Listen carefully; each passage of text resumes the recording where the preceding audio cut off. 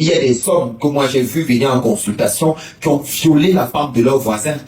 Et ils arrivent avec un dossier devant moi. Et pendant qu'ils arrivent, ils demandent de l'aide et les ancêtres me montrent carrément le viol de la femme du voisin. Et le voisin n'est pas au courant de ça, mais chaque dimanche, ils se voient pour boire le bouillon dans le bar d'à côté. Mais la femme déteste l'autre monsieur parce qu'elle connaît le secret qu'il y a entre les deux, il avait violé. Mais elle ne peut pas dire à son mari parce que son mari va lui dire, tu t'exhibais d'abord chaud devant lui, pourquoi? C'est pas des vies de guerre, elle a gardé le secret. Et le monsieur est devant moi et ses ancêtres disent, regarde sa vie.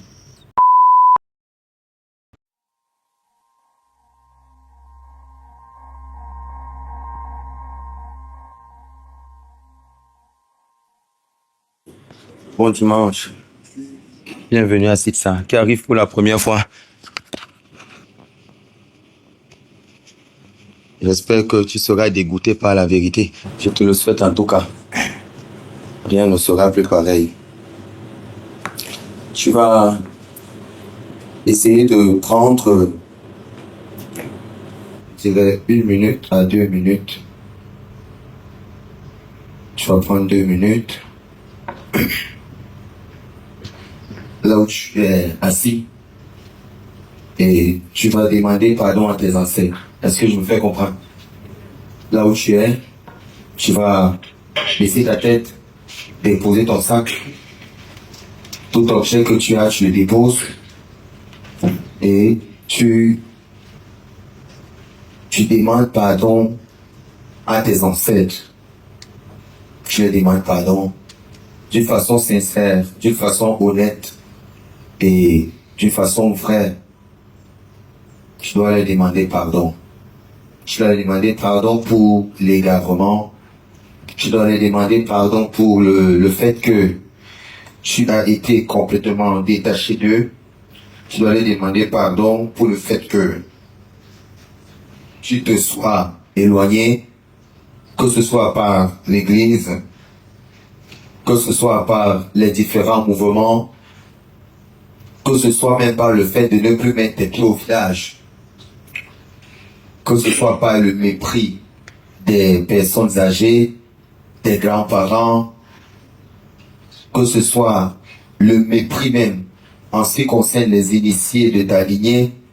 S'il te plaît, prends ce que je dis très au sérieux, prends ce que je dis très au sérieux et demande sincèrement pardon à tes ancêtres. S'il te plaît, fais-le de tout ton cœur. Demande-leur pardon. Fais-leur comprendre que tu es désolé et que c'est sincère. Fais-leur comprendre que tu implores leur pardon. Fais-leur comprendre que tu implores cela de tout ton cœur. Demande à tes ancêtres de ne pas faire peser la malédiction sur tes enfants. Demande à tes ancêtres de ne pas te faire oublier. Demande à tes ancêtres qu'ils ne te refusent pas la faveur du retour, qu'ils ne te refusent pas la faveur de la guérison, qu'ils ne te refusent pas cette faveur-là. Parle à tes ancêtres. C'est la seule chose qui est vraie. C'est que tu as un père, tu as une mère, tu as un grand-père, tu as eu un arrière-grand-père et ta lignée peut être retracée. Implore leur pardon comme un enfant qui désobéit à son père, qui désobéit à sa mère. Implore leur pardon, demande leur pardon. C'est important pour nous, à cette heure du verseau, nous qui retournons aux sources, c'est important de reconnaître d'abord qu'on a abandonné nos ancêtres, qu'on a abandonné ce chemin et qu'on ne devrait leur mettre aucune pression, mais on devrait avoir l'acte d'humilité. On devrait avoir l'acte d'humilité. On devrait avoir cet acte. On devrait avoir cet acte. On doit être humble lorsqu'on arrive dans un lieu sacré comme Sitsa, qui arrive à nous reconnecter avec nos ancêtres, et un lieu où les ancêtres parlent encore. Nous devons être sincères avec eux. Nous devons être vrais. Ne ferme pas ta bouche. Il faut que tu parles.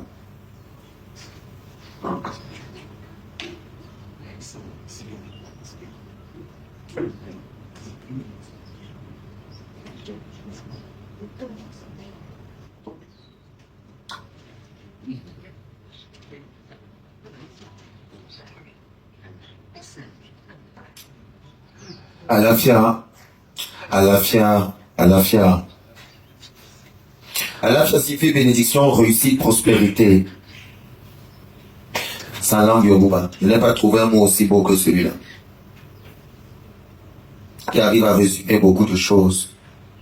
Je demande à tes ancêtres de te pardonner et je demande à tes ancêtres de ne pas fermer les yeux sur ta consultation, qu'ils ne refusent pas de venir parler, qu'ils aient pitié de toi, qu'ils aient compassion pour toi et qu'ils t'accordent leur pardon.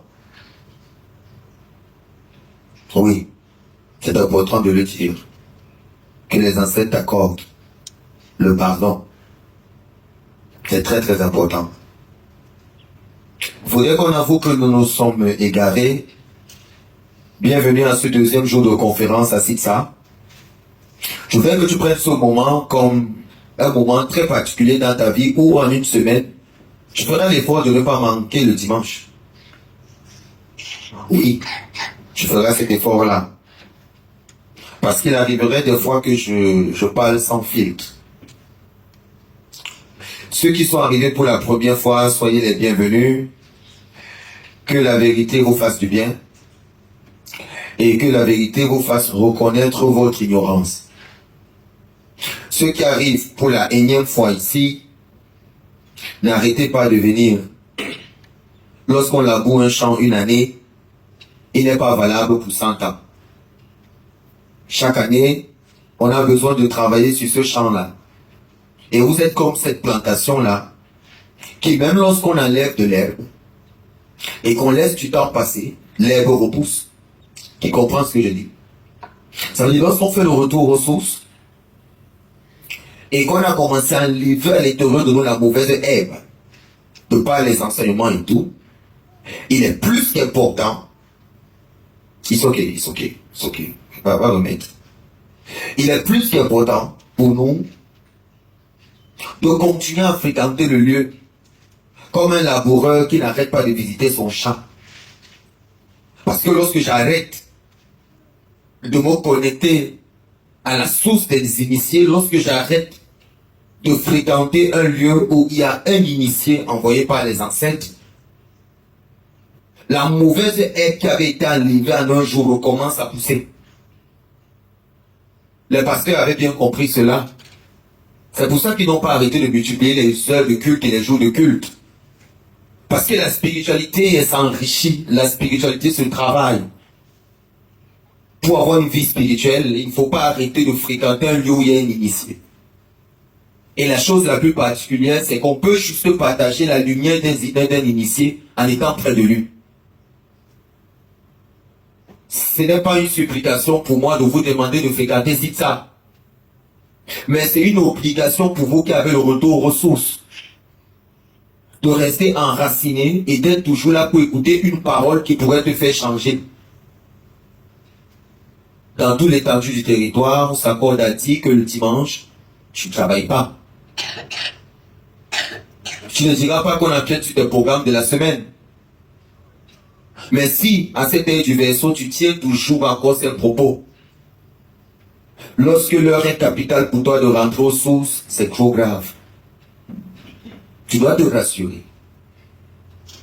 Que tu puisses entendre, tu puisses voir, tu puisses toucher et tu puisses sentir la présence d'un initié dans ta vie.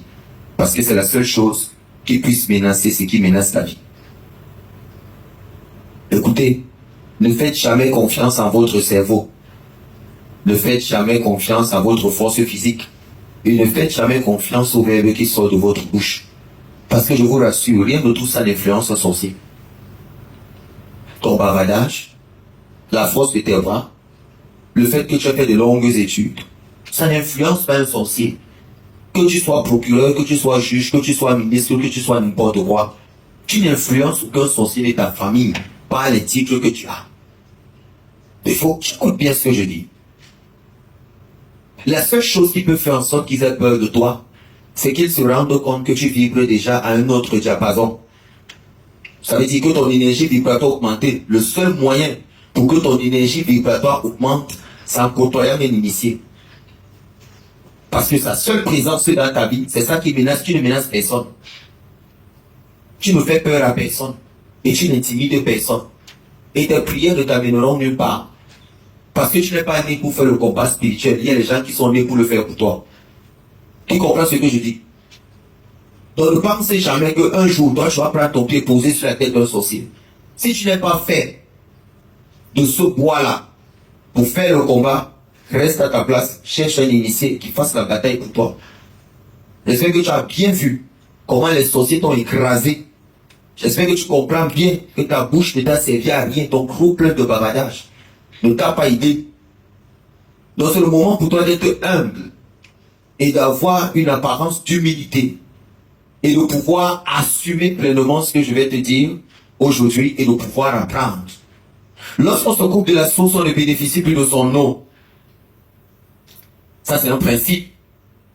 Si je me suis coupé de la source, c'est clair que je ne bénéficie plus de l'eau de la source. Ça veut dire quoi, en réalité? Si je me suis détaché de mes ancêtres, il ne faudrait pas que je croie que mes ancêtres ont continué à me bénir. Mais il faudrait que je sache que ce sont les intermédiaires qui continuent à me donner ce que je pense savoir. C'est quoi donc les intermédiaires? Vu que ce qu'ils te donnent n'est pas éternel, la seule chose qui est éternelle, c'est ce que les ancêtres te donnent. Si un ancêtre décide un matin que tu ne seras jamais malade, tu ne le seras pas. Peu importe les sons qui sont conjurés par n'importe qui, parce que tu es son prolongement et lui, il est ton ascendant. Tu comprends le français que je parle?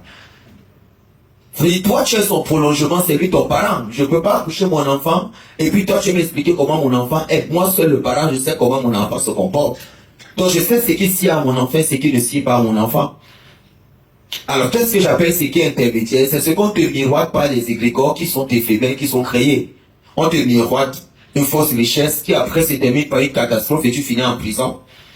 On te miroite un faux projet dans lequel tu t'engages, tu génères des sous et après une catastrophe, l'argent se perd dans le projet, tu n'arrives pas à gérer, voilà les problèmes. Et lorsque tu ne veux pas voir ton leader, il te dit prie, il faut prier, l'ennemi t'attaque. Mais qu'est-ce que tu ne comprends pas dans ce qu'on appelle une richesse éphémère? La richesse éphémère, c'est ce que ces égrégores te donnent, un mariage éphémère. Lorsque tu rencontres tes véritables ancêtres, tu te rends compte que tu t'es fourré dans du gros n'importe quoi. Je sais pas, écoutez-moi bien, hein. Même si tu ne faisais pas tes enfants avec ce monsieur, tu aurais fait tes enfants avec quelqu'un d'autre. Les enfants là, vous m'écoutez? Écoutez ce que je vous dis tout de suite. Il ne faut pas nécessairement ton père et ta mère pour que tu naisses. Mais il faut un père humain. Tu as compris ce que je dis? Ah, vous n'avez pas compris. Parce que ça là, ça vous bloque. Vous avez des fois l'impression que si ton père actuel et ta mère actuelle n'étaient pas là, tu ne serais pas né. Alors que tout ça va du conseil des ancêtres, n'importe quel parent pourrait t'accoucher. Tu as le droit de décider de ne pas te marier avec un homme. Arrête de dire aux gens, je vous supporte encore dans ce foyer parce que vous, mes enfants, vous êtes nés. C'est pour ça que je supporte la sorcellerie de votre père. Ou un père de dire, je supporte encore la sorcellerie de votre mère parce que vous êtes là, mes enfants, j'ai peur de vous abandonner. Dis à ce monsieur que si pour ta liberté, il faut que tu partes ou que tu brises cette union, brise-la. Parce que de toutes les façons, je serai né par un père humain. Ça ne dépend pas de toi. J'espère que vous comprenez bien ce que je dis. Je reprends un stupide cas biblique. Un stupide cas d'une histoire assez éphémère, d'une femme qu'on appelle Anne, qui fait un enfant avec un monsieur qu'on appelle Elkana. L'enfant s'appelle Shemuel, il faut s'appeler ça bien. Lorsqu'elle fait cet enfant, elle regarde l'enfant et dit, hey, moi, je ne peux pas coucher ce genre d'enfant. Je n'arrive pas à comprendre qu'un enfant qui voit tout, qui sait tout, moi-même, je ne vois même pas dans la nuit. Mon mari encore, c'est grave. C'est-à-dire que malgré le fait qu'il est sacrificateur, lui, c'est même un Ivoirien. Moi, je ne sors de nulle part. Comment est-ce possible que moi, je parvienne à voir ce genre d'enfant? Elle décide donc d'aller voir.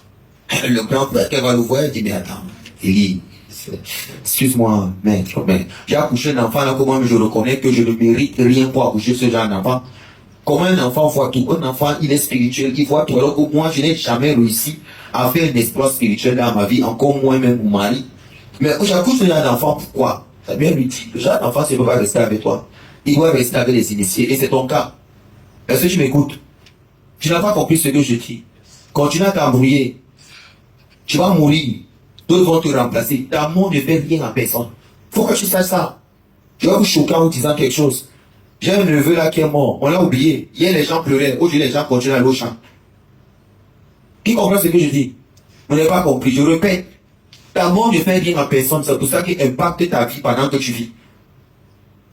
Il n'y a pas de vie. Qu'on ne demande pas. Arrête ton laxisme, ta paresse, c'est tout.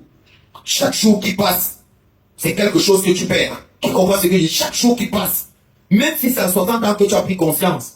À 60 ans là, accroche-toi et corrige les 60 années que tu as foutu dans la merde. Chaque instant de ta vie, ne loupe pas ça. Là où les jeunes doivent passer, toi passe avant eux. Là où les jeunes réfléchissent, toi dépasse-les. Parce que toi tu sais ce que toi tu attends. Eux là, ils ont déjà gâté leur vie, ils ne veulent même pas comprendre. Toi, c'est à cet âge aussi que toi tu attends. Tes enfants ne comprennent pas. Abandonne-les. Avance. Qui comprend ce que je dis? Ils ne veulent pas comprendre, laisse-les. Vas-y, va. Parce que tu as ta vie. Tu as ta propre vie que tu dois comprendre et que tu dois intégrer. C'est comme ça que je dis. Il ne faut pas perdre le temps avec certaines choses. Vous avez la chance, vous tous qui m'écoutez et ceux qui sont sur Internet, vous avez la chance d'écouter des messages aussi élevés venant des ancêtres sortant de ma bouche. Personne ne l'a jamais fait. Vous avez de la chance, vous ne savez même pas la chance que vous avez que soit né dans votre génération. Vous ne savez même pas. Vous ne mesurez même pas le poids. Vous parlez avec la bouche, mais vous ne savez pas. Vous ne savez pas ce que ça coûte que je te fasse asseoir à côté de moi. Je te pose une seule question. Quel est le problème que tu as? Tu ne sais même pas la chance que tu as.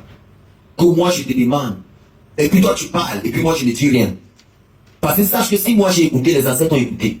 Tu ne comprends pas ce que je dis. Tu t'agis beaucoup. Parce qu'on t'a longtemps lavé le cerveau. On t'a longtemps manipulé. On t'a longtemps mis dans des histoires où tant qu'on n'accroche pas le beurre, coupe sa tête, ta vie ne peut pas changer. On t'a mis dans des histoires où tu ne sais pas ce qu'on appelle être à côté d'un homme spirituel, un initié. Être à côté d'un chef, tu ne sais pas ce que c'est. Tu ne connais pas la chance que tu as. Même s'il y a la mort dans ta vie, le simple fait de le côtoyer, la mort s'en va. Juste parce que tu es à côté de lui, tu n'as rien dit. Tu es là à côté de lui comme ça. Ce qui bloque dans ta vie est débloqué. Juste parce que tu es à côté de lui, parce que tu t'es assis avec lui. Il y a des fois, je mange, je finis jamais mon plat. Ma règle, c'est que je ne finis jamais mon plat. Et puis, je prends mon plat, je le donne à quelqu'un qui a les miens. Moi, j'ai mangé. C'est le même repas que tu as mangé, mais ça ne guérit pas mieux. Tu ne comprends pas ce que je dis? C'est le même repas que vous avez mangé le même soir. Le même plat. Tu ne peux pas guérir mieux dans ta vie. Jamais, tu n'es pas né pour ça. Tu es né pour bavarder. Tu es né pour faire le commérage. Moi, ici, né pour que quand je regarde le plat, je mets dans ma bouche, je reprends, je te donne, tu guéris. Chacun est fabriqué de sa façon. Je parlais l'exemple de Anne et de son fils. Elle a remis l'enfant. Elle a dit, moi, je ne peux pas. Et on dit, Anne a eu d'autres enfants après Samuel. Pourquoi je te ce texte? Tout est en fait dans une maison. Tu peux avoir 8 enfants. Les 8 enfants sont les frères parce qu'ils sont nés du même femme. Mais il peut avoir un là, qui est leur ancêtre. Et ils doivent le vénérer. Vous n'avez pas compris ce que je dis? Et toi, femme qui a la chance d'accoucher ce genre d'enfant, ferme ta bouche, arrête de te vanter, ça ne vient pas de toi. Les ancêtres veulent sauver l'humanité, c'est pour ça qu'ils passent par ton femme. Arrête de te vanter. Arrête de vouloir prendre des privilèges qui ne sont pas tes privilèges. Joseph est né dans le ventre de cette femme-là. Il était le dernier, ou l'avant-dernier, mais il y avait Benjamin, dans le ventre de Rachel. Mais ses frères ne peuvent rien devenir tant que lui n'est pas devenu. Vous ne pouvez pas combattre ça, c'est pas une affaire, j'ai fait école. Certains parents ont bousillé la vie de leurs enfants parce qu'ils ont choisi un enfant empêchant les autres d'évoluer. Ils ont dit c'est celui-ci que je veux, c'est celui-ci que je veux. Tu choisis que tu es qui pour choisir. Est-ce que vous savez que des fois, la bénédiction d'un parent ne peut pas marcher dans la vie d'un enfant parce qu'on a retiré dans le ventre du parent le souffle de bénédiction de ses enfants. Je répète, accroche-toi, écoute-moi bien. Tu n'as pas compris ce que j'ai dit. Lorsque les parents sont incompétents, les ancêtres agissent. Qui comprend? Il y a des parents, leur seule bouche permet seulement de maudire. Est-ce que vous avez compris ce que je dis? Et quand les ancêtres voient ce genre de parents, qu'au moindre chose, il est prêt à maudire, il est prêt à insulter, prêt à faire ceci, ce parent ne peut rien faire de positif dans la vie de son enfant. Je vous donne un autre secret. Si vous remarquez que votre père vous maudit tout le temps, et qu'un jour, il y a assise, on demande à votre père de vous bénir, ne partez pas. Cherchez un initié qui va enlever la malédiction. Parce que la bouche qui maudit ne bénit pas. Tu n'as pas compris ce que je dis. Écoute bien. La bouche qui maudit ne bénit pas. Écoutez bien ce que je dis. Les parents qui font le chantage à leurs enfants, allumez vos caméras, écoutez bien. Si tu as maudit ton enfant, ta bouche ne peut pas arranger sa vie.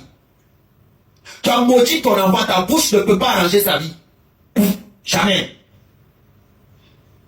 Il faut sortir des rêves. Si un parent a pu maudire ce qui est sorti de lui, il s'est maudit lui-même.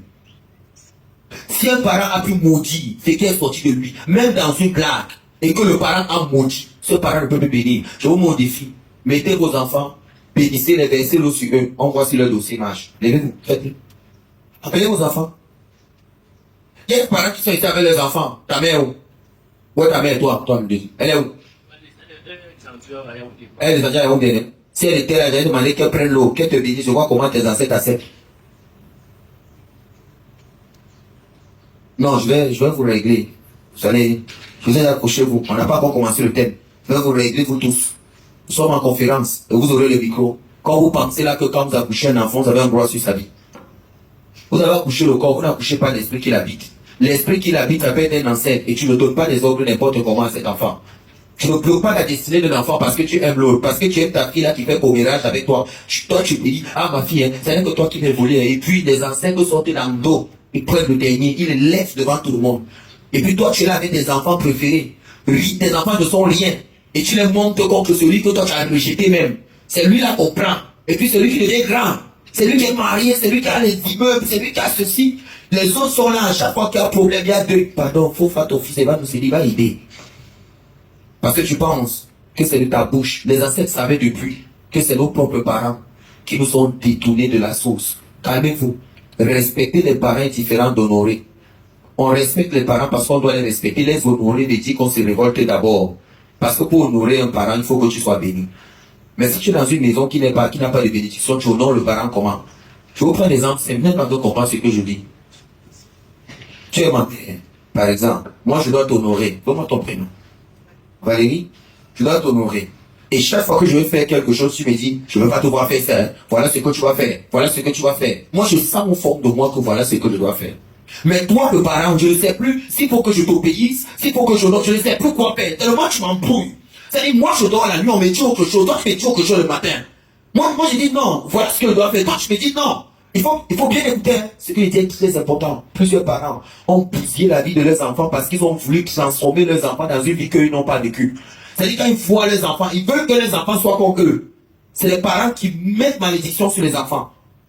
Comme il échouait sa vie, c'est-à-dire, même au niveau du mariage, elle se permet de choisir l'homme que tu vas prendre. Dès que l'homme l'a dit, celui-ci, il va regarder un genre, il ne veut pas de lui. C'est moi ta mère, c'est moi qui décide.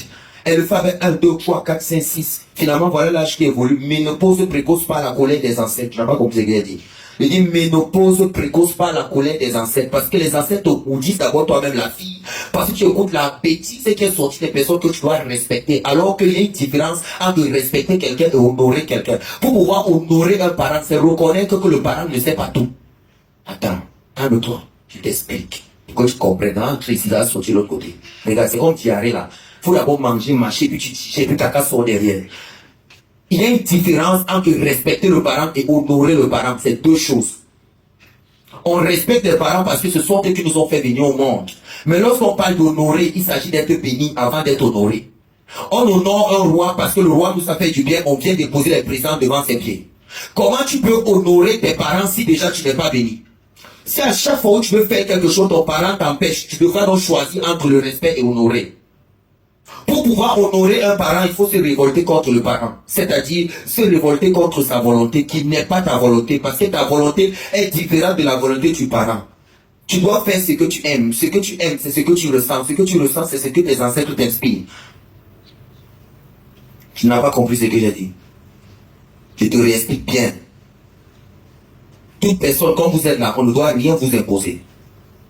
Si un matin, vous faites monter dans ta tête que tu dois être humoriste, tu dois écouter personne.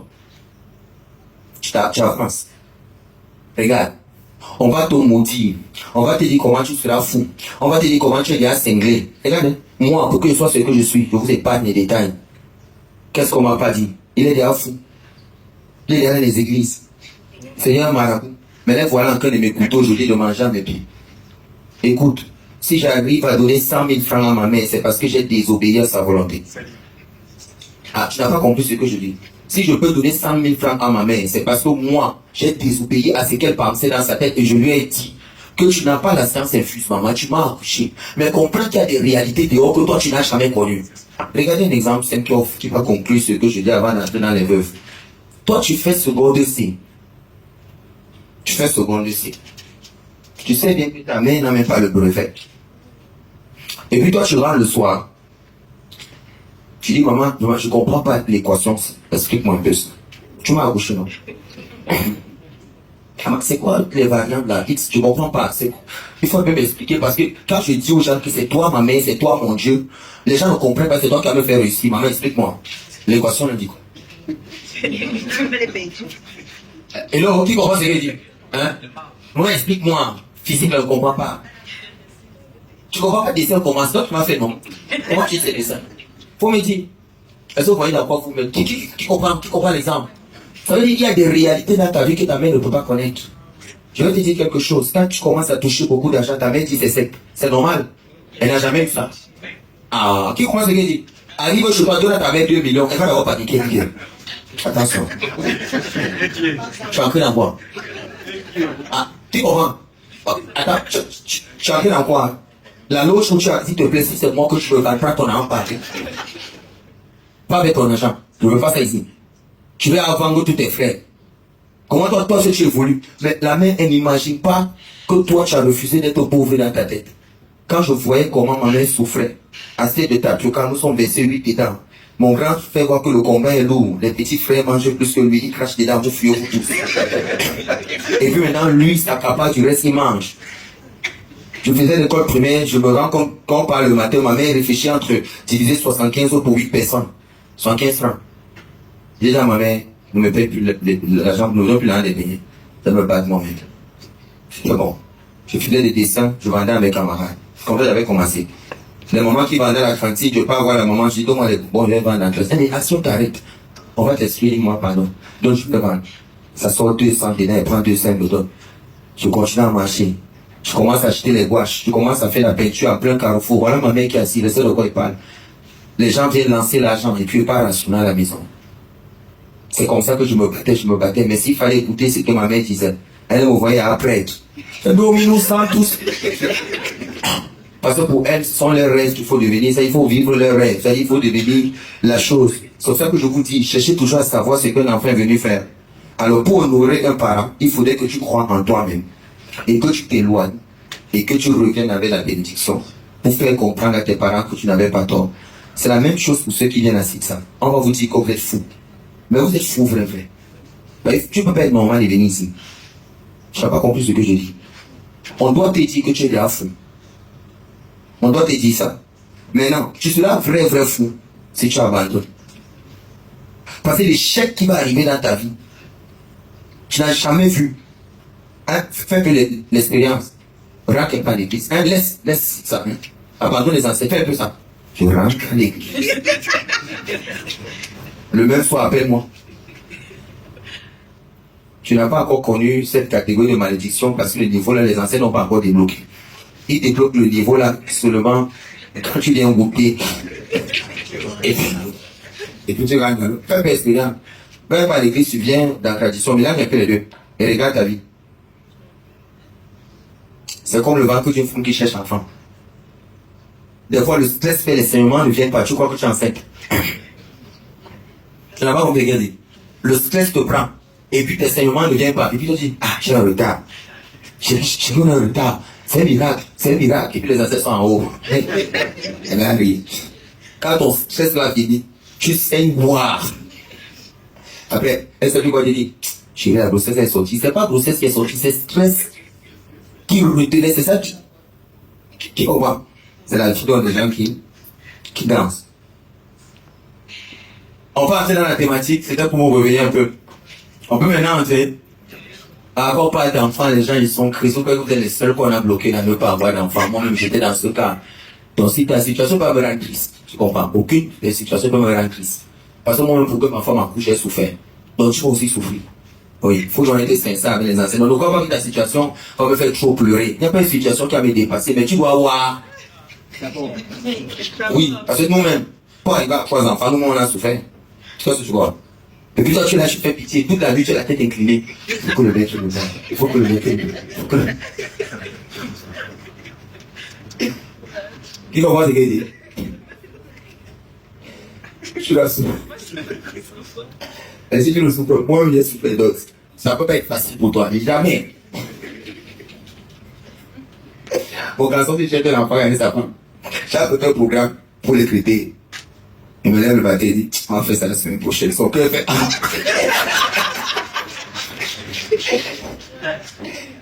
Il y a les paramètres qui nous décrivent ça. Donc, quand il voit d'autres arriver, il écoute un peu les commentaires. Oh, on veut l'enfant, je veux l'enfant, ma femme. Lui, il reste dit,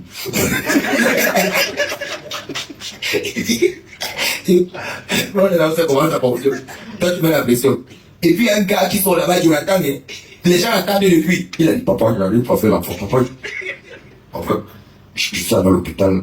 On a dit que mon sperme ne peut pas faire l'enfant. Il dit, oh, ok, attends-moi là. Il est là, il voit.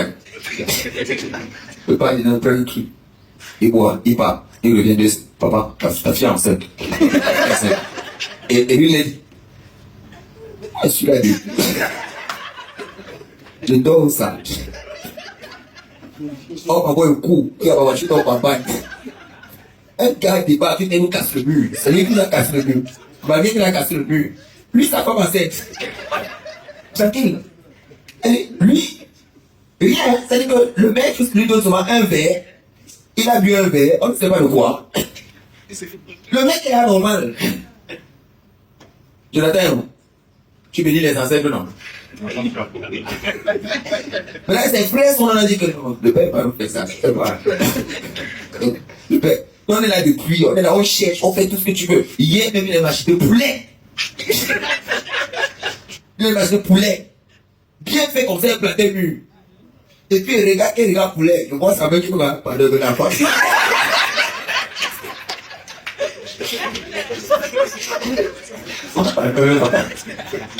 Et puis, le point poulet là, il voit la cuisse et mange, et le partage le reste avec les autres, pour voir s'ils vont rêver la même chose. Donc, il voit ça, je pense que ça veut pas.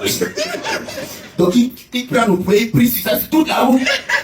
C'est le poulet qui n'a pas perdre, il attend le là, donc ça fait ça. Vous êtes au bon endroit. Vous êtes au bon endroit, accrochez-vous. On a la grâce ici que les ancêtres sont réellement avec nous. Et nous avons la grâce que les ancêtres l'utilisent véritablement. Il n'y a pas une situation par laquelle tu passes qui ne peut pas avoir de solution. Juste que ce sont tes ancêtres qui savent comment ils gèrent.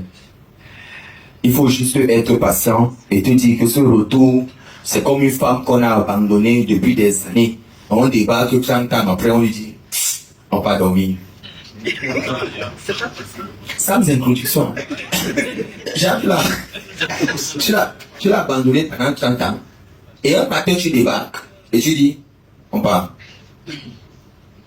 Peut-être ne te reconnais même plus. Et tu es ma femme. Je t'avais marié depuis le départ. Toi et moi, là, c'est jusqu'à la gare. On part. Tu pas d'accepter. C'est comme ça donc avec les ancêtres. Et il faudrait qu'on le reconnaisse. Lorsqu'on a été longtemps éloigné d'eux, lorsqu'on revient, on a une apparence de souplesse. Et autre chose que je vais vous dire, c'est pas parce que tu habites au village que tu avais les ancêtres. Tu vois, tu vis au village. Par exemple, vous avez l'impression, vous qui retrouvez aux sources, que les gens qui vivent au village sont connectés. Ils sont connectés. Je pose la question à quelqu'un qui habite au village, d'où les 3 endroits où les ancêtres sortent. Parce que quoi qu'ils sont dans les tombes. Ah. Oh. Donc c'est pas une affaire d'être au village. Il y a des gens qui vivent au village, qui me connaissent rien de la tradition. Leur travail c'est boire le matango, fumer le jap, aller se balader en ville, revenir, braquer une vieille maison qui a la porte cassée, voler 2 plats, voler un gobelet, aller garder chez lui, attendre maintenant que le propriétaire du gobelet meure. Pour boire dehors. Avec. C'est ce qu'ils font. Maintenant, ça c'est la petite sorcellerie. Le thème que je vous ai préparé aujourd'hui, pour moi il est capital. Comme l'a dit mon garçon docteur Kimwe, il a dit, on va parler des veuves.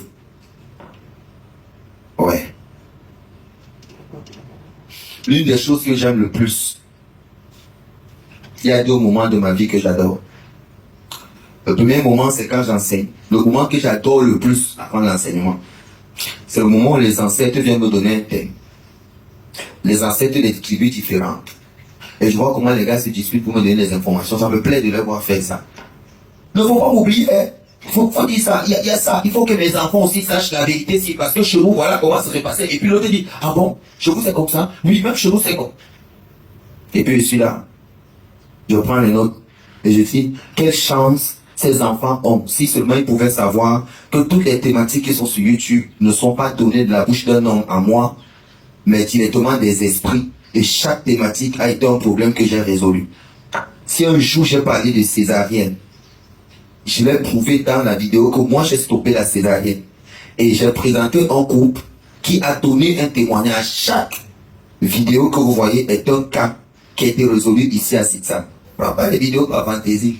Si je fais une thématique aujourd'hui, comme celle que je vais faire sur les veuves, c'est parce qu'il y en a des cas ici et je me rends compte que c'est trop grave. Aujourd'hui, je vais entrer beaucoup plus en profondeur dans certaines choses et je voudrais juste que vous puissiez prendre le temps de bien m'écouter. C'est ce qu'on va dire. Citez-moi la tribu où il n'y a pas les veuves. Je crois qu'il y en a des veuves partout. Un peu comme les jumeaux aussi. Dans toutes les tribus, il y a des jumeaux. Nous sommes un seul peuple. Il y a des choses qu'on a besoin de comprendre. Chaque fois que vous venez à Sitsa, ou chaque fois que vous allumez votre téléphone, vous allez sur Sitsa sur YouTube. Rassurez-vous de sortir de là avec quelque chose dans la tête. Si je me pose la question, si c'est le meilleur job que j'ai choisi de toute ma vie, je vais te dire ce job, je le déteste. 1. Je ne supporte pas l'ingratitude des gens. Je ne supporte pas le mépris des gens. Je suis quelqu'un qui aime vivre caché. Mais il faut donc comprendre que ce que je fais aujourd'hui, c'est parce que je n'ai pas de choix que de le faire. Parce que si j'avais le choix, je serais parti depuis à l'étranger comme je l'avais fait ma famille, mes enfants, tout le monde. Parce que même dans ma propre famille, je ne me suis jamais assis avec ma mère 1 heure. Chaque fois qu'elle m'expliquait les problèmes de la famille, je dis j'ai un rendez-vous. Elle assise laissée. Parce que je ne supporte pas être à côté des gens. Je ne supporte pas, j'aime être seul. Très seul. Alors, il faut savoir que si les gens pensent que c'est le meilleur job du monde que je fais, je peux te rassurer de quelque chose, que si les ancêtres me disent maintenant, on te laisse, on prend quelqu'un d'autre, je dis Alléluia. Pendant que vous regardez les vidéos, ça vous plaît. Vraiment, voilà comment choisir des ancêtres. Moi, qui sort de chaque vidéo, je dois rendre compte. Si je ne donne pas la vidéo que les ancêtres me donnent, mon enfant tombe malade. Si je ne donne pas le message de quelqu'un, quelque chose se passe dans ma vie. Ah ouais. Si je ne dis pas la vérité à quelqu'un, même ça te fait mal, j'ai des problèmes. Donc même si tu arrives ici, je te dis que ta consultation n'est pas prête, tu te regardes droit dans les yeux et je te le dis parce que je ne vais pas te mentir pour te faire plaisir, parce que c'est le foie qui m'attend après. Donc voilà les réalités spirituelles. Si maintenant ça ne te plaît pas et que tu es trop pressé, prends ton argent, divise ça en 1000, va voir les marabouts qui sont partout, 1000 francs, 1000 francs, 1000 francs, ils sont remplis à la brique, ils te font des consultations, tu fais maintenant le cumul de tout comme ça, et puis tu dis, ah, c'était mieux si ça, hein.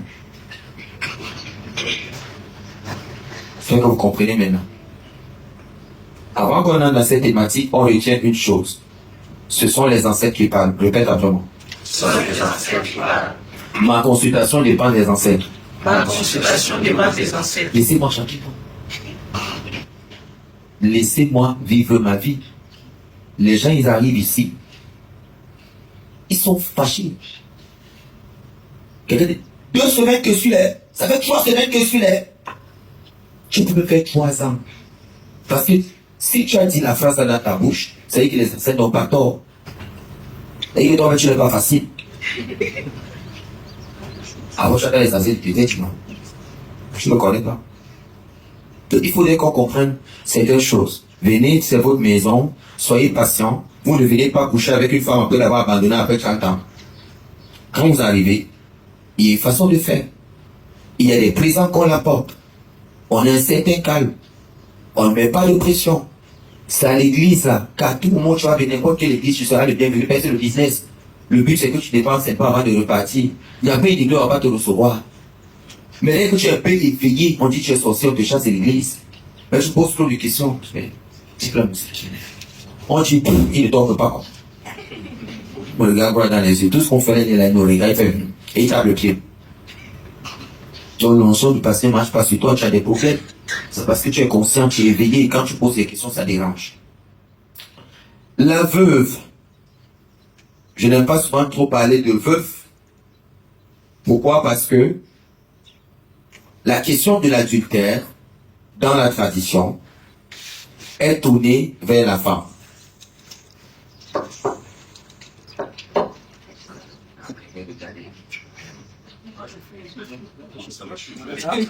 Ça va chauffer. Viens.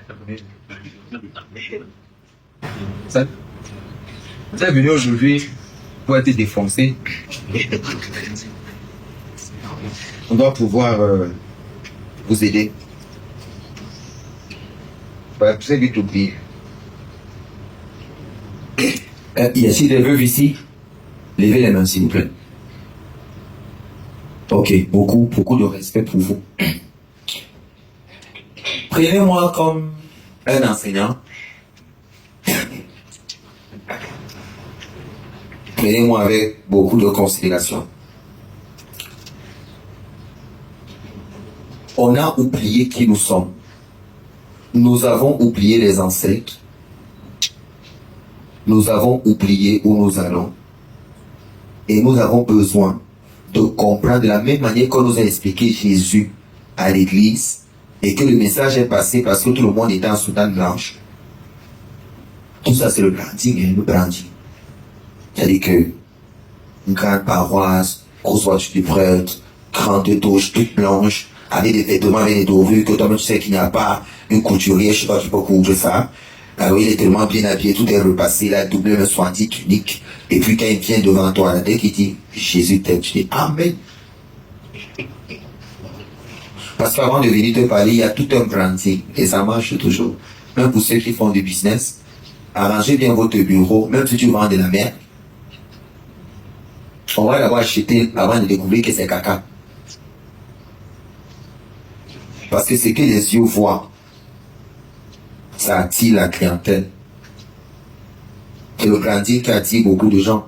Même quand les gens viennent à ça, ils respectent à cause de ce qu'ils voient d'abord. Vous savez quand ils disent que non, bon, on n'est pas dans une case en brousse, comme on croyait. Que toutes les veuves m'écoutent. Je ne parlerai pas de veuves, bien que ce thème ait sa place.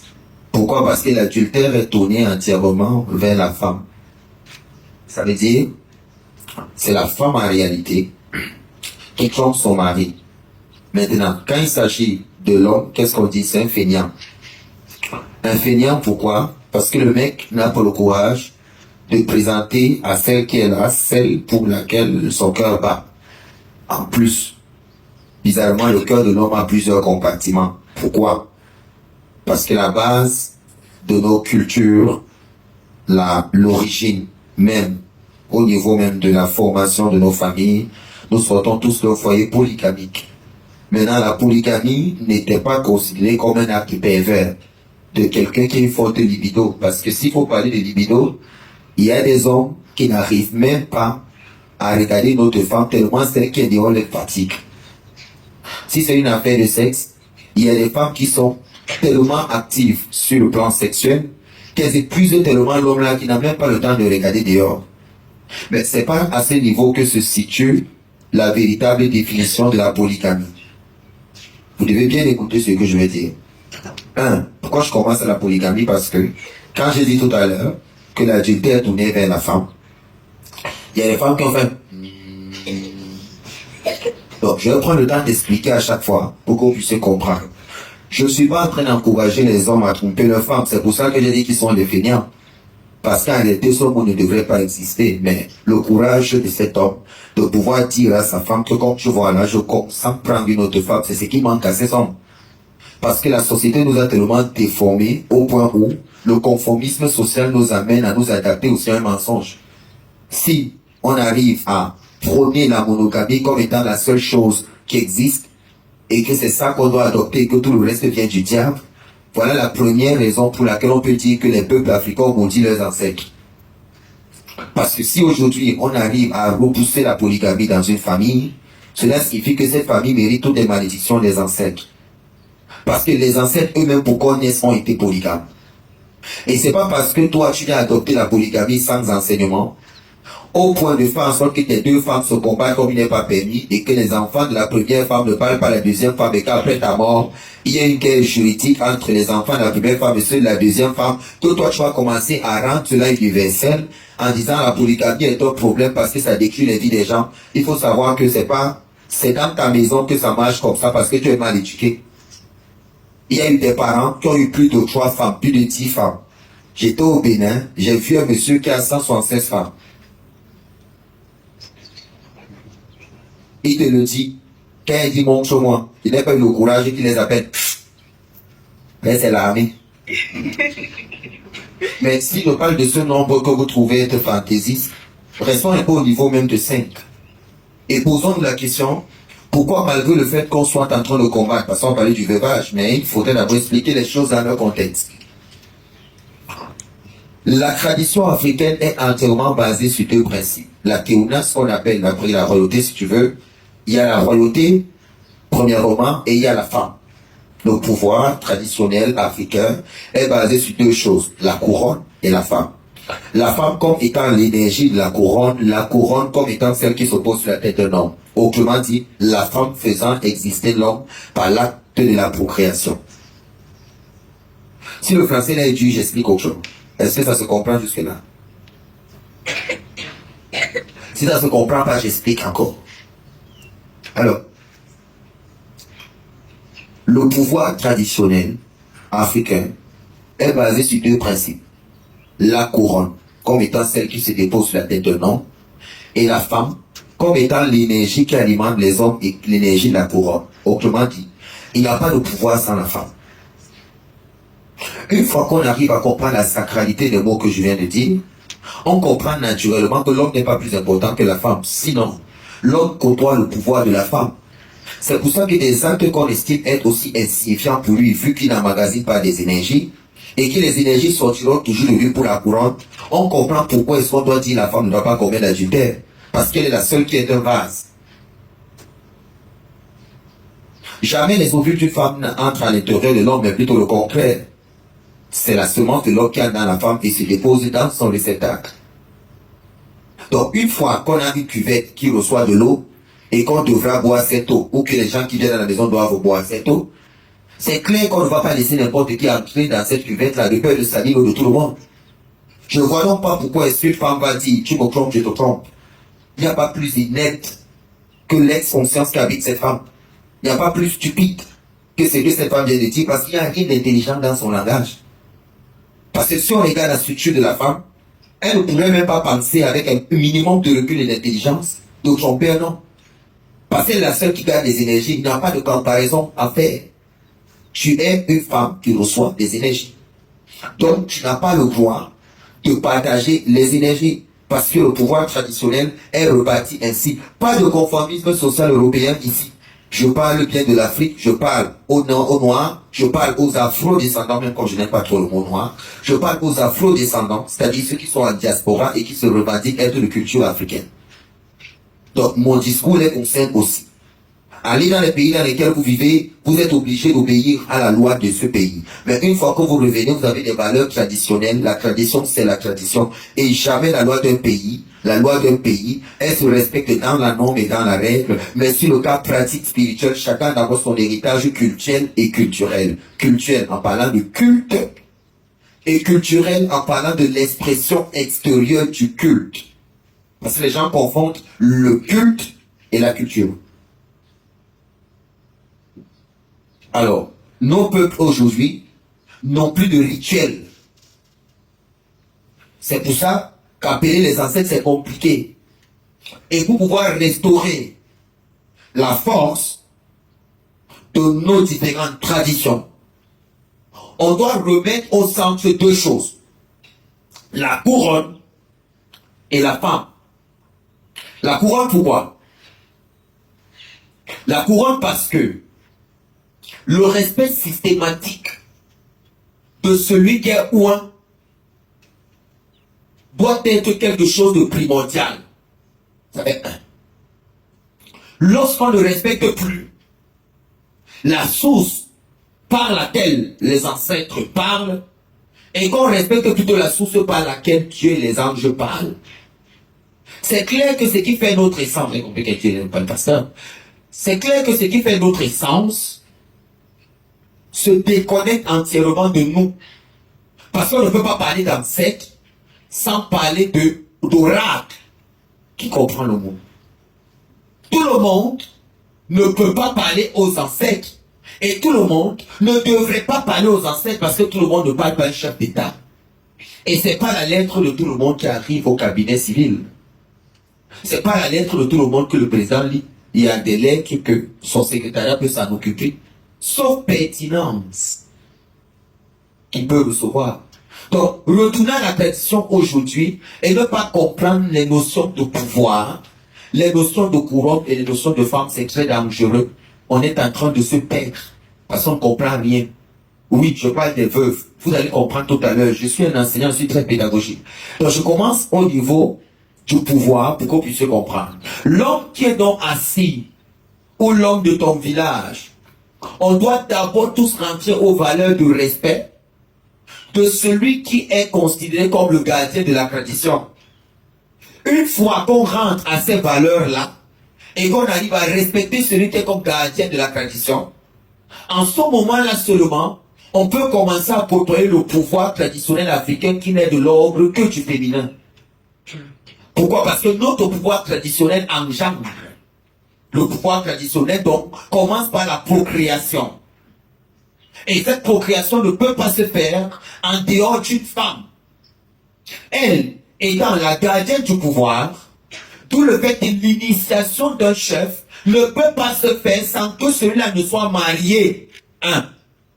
Deuxièmement, s'il ne respecte pas la loi de la polarité qu'on appelle gauche et droite, c'est-à-dire la polygamie, qui est la valeur, les gens doivent comprendre pourquoi est-ce qu'on ne peut pas initier un chef sur la base seulement qu'il est une femme.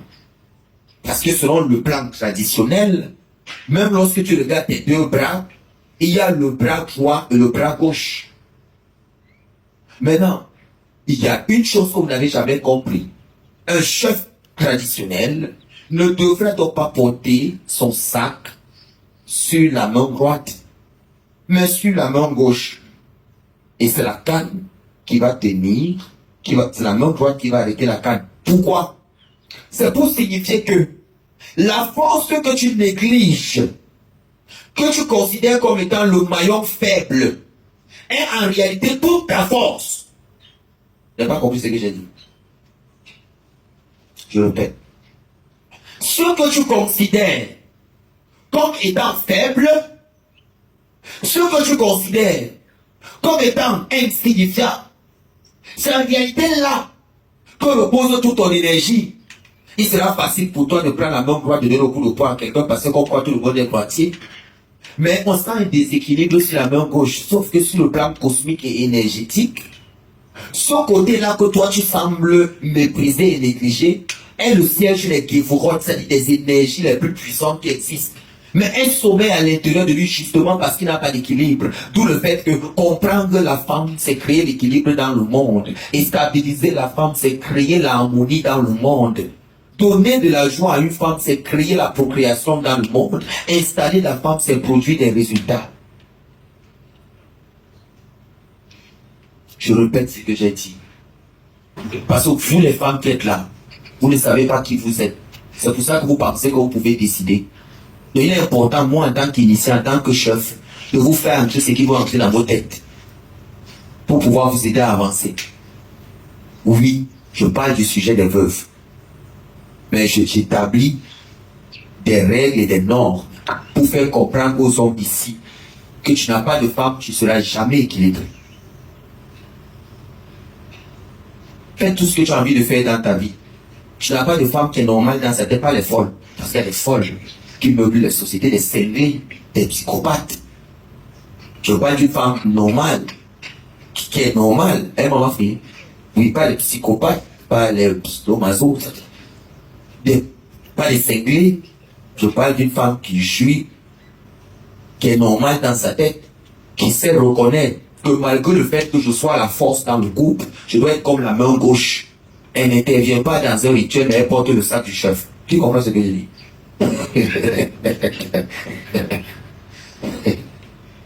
Je porte mon sac des ancêtres sur ma main gauche pour signifier que dans mon foyer, celle qui est plus forte que moi, c'est ma femme ou mes femmes.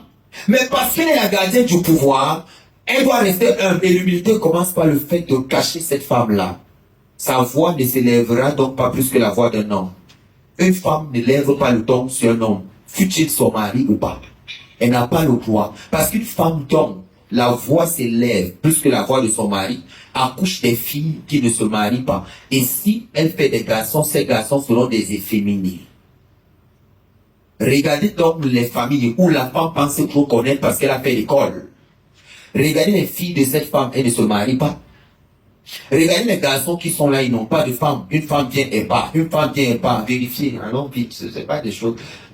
Vous faites là comme si ce que je dis, vous ne connaissez pas ça. Regardez Mamie Jacques du quartier, vous allez comprendre ce que je dis. Regardez une femme du quartier. Vérifiez une femme de votre quartier qui aime tout gronder, qui aime tout parler fort, qui parle se manquer de respect à tout le monde. Regardez ces filles. C'est ça, ou non? Regardez ces garçons.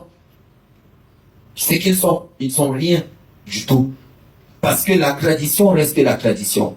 Peu importe ton statut, tu ne dois jamais, toi femme, frapper la main sur la table. Pourquoi? Parce que tu as une énergie qui contrôle l'univers.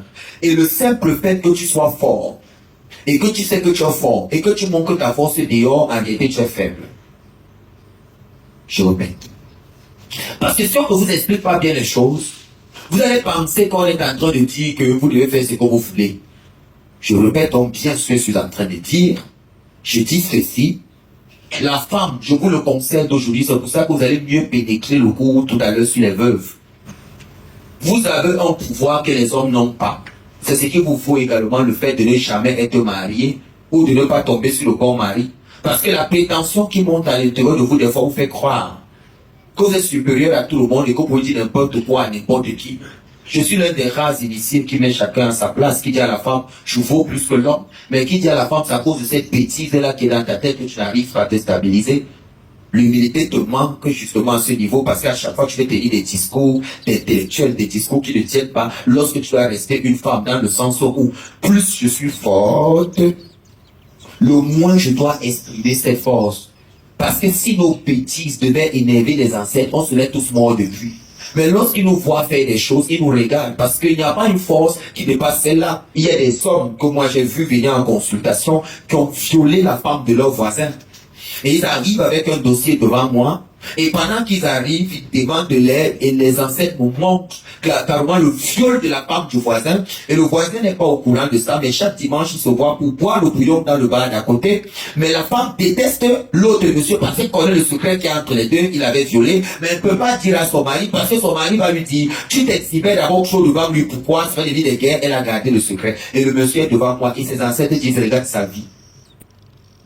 Et lorsqu'on ouvre la page, je vois comment il viole la femme par force. Et force les pieds, calme le pied avec l'autre pied comme ça. Et puis, il met la main de l'autre côté et le met en. Donc, c'est bien qu'on voit les images. Et il refait le pied comme ça. Et puis, il viole la femme d'autrui. Et là, il est devant moi et il implore que ses ancêtres valident son dossier qui doit passer. Entre-temps, il y a ces nudes au ciel. Les ancêtres ont ces nudes, ces actes, ils ont ça. Avec que quand il dit que regarde, tu veux aider quelqu'un, regarde ce qu'il fait. C'est ce que je voulais dire. Le pouvoir de la femme est tellement immense où c'est à cause d'elle qu'il y a le déséquilibre dans le monde.